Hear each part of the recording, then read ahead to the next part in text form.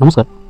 পানীৰ প্ৰাণীৰ প্ৰাণ এই কথাষাৰ আমি সকলোৱে শুনিছোঁ, কিন্তু আমাৰ অসমৰ মানুহে এই কথাষাৰ ভালকৈ উপলব্ধি কৰিব নোৱাৰে। কিয় নোৱাৰে? কাৰণ অসমৰ দুই এটা ঠাইৰ বাহিৰে খুব বেছি পৰিমাণে পানীৰ অভাৱ আমাৰ অসমত দেখা নাযায়, যাৰ ফলত পানীৰ যিটো হিন্দীত ক'বলৈ এহমিয়াত সেইটো আমি ভালকৈ বুজিব নোৱাৰোঁ। কিন্তু আমাৰ দেশৰ বিভিন্ন ঠাইত বৰ্তমান সময়ত পানীৰ সমস্যাটো এটা ডাঙৰ সমস্যা হৈ থিয় দিছে, আৰু এই ক্ষেত্ৰত বেংগলোৰ, লাটুৰ এনেকুৱা চহৰবোৰ এক্সট্ৰিম পৰ্যায়ত গুচি গৈছে, য'ত পানীৰ সমস্যা মানে আটাইতকৈ ডাঙৰ সমস্যা বুলি ক'ব পাৰি সেই ঠাইখনৰ বৰ্তমান সময়ত। এনে সমস্যা সমাধানৰ ক্ষেত্ৰত মধ্যপ্ৰদেশৰ পালথাৰা নামৰ এটা গাঁও খুব ধুনীয়াকৈ এই সমস্যাৰ সমাধান দাঙি ধৰিছে। বহুত টকা খৰচ কৰা নাই, যেনেকৈ বেংগলোৰত কোটি কোটি টকা খৰচ কৰিছে গভৰ্ণমেণ্টে, খুব ঠিক তেনেকৈ বহুত বেছি টকা খৰচ নকৰাকৈ কেনেকৈ পানীক আমি ৰিচাইকেল কৰিব পাৰি তাৰ ধুনীয়া এটা নিদৰ্শন দাঙি ধৰিছে। হয়, আজি আমি কথা পাতিম পালথাৰা গাঁওখনৰ বিষয়ে। পালথাৰা মধ্যপ্ৰদেশৰ পান্না ডিষ্ট্ৰিক্টৰ এটা সৰু গাঁও হয়, একদম জংঘলৰ মাজত ৰিম'ট এৰিয়া হয়।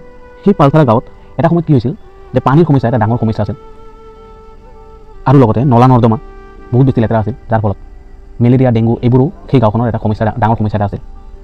কিন্তু যেতিয়া ভাৰত চৰকাৰৰ জল জীৱন মিছন পালথাৰা গাঁৱলৈকে সোমালে আৰু ঘৰে ঘৰে টেপ ৱাটাৰ আহিল, তেতিয়া সেই গাঁৱৰ মানুহে কি কৰিলে, ভাবিলে যে এতিয়া আমাৰ তাত যিহেতু পানী আছে, সেই পানীবোৰ আমি সিহঁতে আগত পানী নাছিল, সেইকাৰণে সিহঁতে পানী অহাৰ পিছত তাৰ মূল্য বুজি পাইছে, আৰু সেইকাৰণে সিহঁতে কি কৰিছে যে পানীৰ ৱেষ্ট ৱাটাৰ যিবিলাক আছিল, মানে আমি হাত ধোৱাৰ পিছত আমাৰ পানীবিলাক কি হয় ডাইৰেক্টলি পাইপৰ যোগেদি নলাত গুচি যায়, কিন্তু সেই হাত ধোৱা পানীটো বহুত বেছি লেতেৰা নহয়। তো সেই বস্তুটো সিহঁতে বুজি পালে, যাক আমি গ্ৰে ৱাটাৰ বুলি কওঁ, যে হাত ধোৱা, মুখ ধোৱা, গা ধোৱা, বাচন ধোৱা বা কিচেনৰ পৰা ওলোৱা পানীবিলাকক আমি গ্ৰে ৱাটাৰ বুলি কওঁ। তো তেনেকুৱা গ্ৰে ৱাটাৰ কি কৰিলে সিহঁতে ৰিচাইকেল কৰাৰ ক্ষেত্ৰত ভাবিলে, আৰু কি কৰিলে এটা NGOৰ লগত সিহঁতে যোগাযোগ কৰিলে। NGOটোৰ নাম আছিল সমৰ্থন। তো সেই NGOৰ লগত যোগাযোগ কৰি সিহঁতে কি কৰিলে, স্কুলবোৰত তাৰপিছত গাঁও সভাত ঘৰে ঘৰে গৈ সেই NGOটোৱে কি কৰিলে গ্ৰে ৱাটাৰবোৰ কেনেকৈ ৰিচাইকেল কৰিব পাৰে তাৰ ওপৰত প্ৰশিক্ষণ দিলে মানুহবোৰক, গাঁৱৰ মানুহক প্ৰশিক্ষণ দিলে। আৰু খুব ধুনীয়াকৈ গাঁৱৰ মানুহে সেই বস্তুটো বুজি ল'লে যে পানী কিয় আমি বচাব লাগে, পানী কিয় আমি ৰিচাইকেল কৰিব লাগে, গাঁৱৰ মানুহবিলাকে খুব ধুনীয়াকৈ বুজিলে।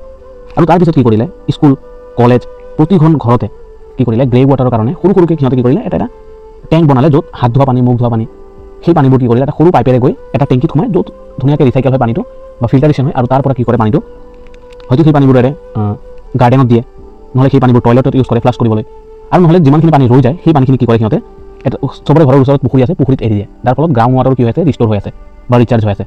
তো তেনেকৈ পালথাৰা গাঁওখনে পানী ৰিচাইকেলৰ ক্ষেত্ৰত বা গ্ৰে ৱাটাৰ ৰিচাইকেলৰ ক্ষেত্ৰত খুব ধুনীয়াকৈ এটা কি কৰিলে নিদৰ্শন দাঙি ধৰিলে, যিটো ইমপ্লিমেণ্ট আমি ভাৰতবৰ্ষৰ প্ৰতিটো গাঁৱতে কৰিব পাৰি, যদি গাঁৱৰ সকলো মানুহ একেলগে ওলাই আহে, যেনেকৈ পালথাৰা ভিলেজত সকলোৱে ওলাই আহিছে আৰু প্ৰতিখন ঘৰতে খুব কম খৰচেৰে এই বস্তুটো কৰিছে।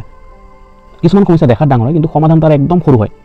তো তেনেকুৱা সমাধান বিচাৰি ভিডিঅ' আনি থাকিম, ভিডিঅ'টো লাইক কৰিব।